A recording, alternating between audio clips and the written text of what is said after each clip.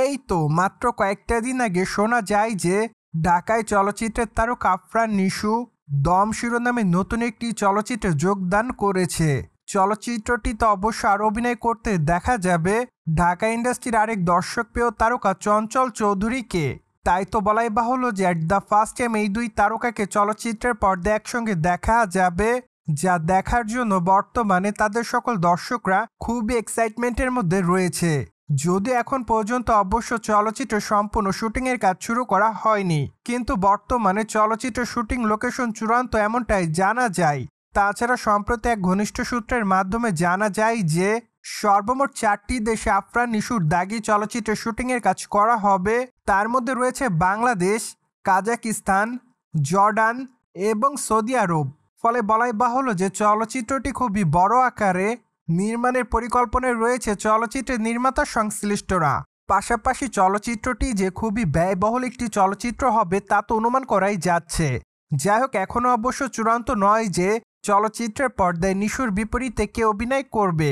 তাই তো আপাতত সকল দর্শকরা অপেক্ষাতে রয়েছে যে চলচ্চিত্রটিতে নিশুর বিপরীতে কে থাকবে তার নাম জানার জন্য।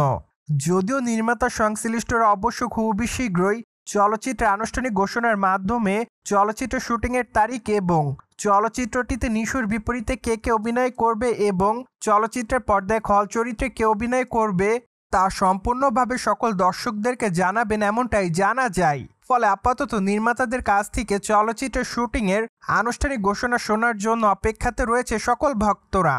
যদিও এর আগে অবশ্য নিশু তার আসন্ন চলচ্চিত্র দমের বিষয়ে জানিয়েছিলেন যে চলচ্চিত্রটি মূলত গল্প নির্ভর একটি চলচ্চিত্র হবে। পাশাপাশি এখানে তার চরিত্রের অনেকটা পরিবর্তন থাকবে।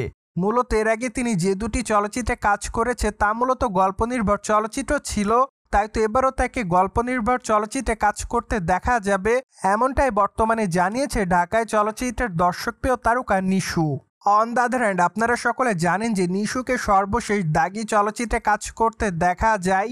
চলচ্চিত্রের পর্দায় তার দুর্দান্ত অভিনয় রীতিমতো তার দর্শকদের কাছে নজর কাড়ার মতোই ছিল। তাই তো বলাই বাহুল্য যে চলচ্চিত্রের পর্দায় তিনি তার অভিনয় গুণে তার দর্শকদের কাছে আলোচনায় ছিলেন বরংবার।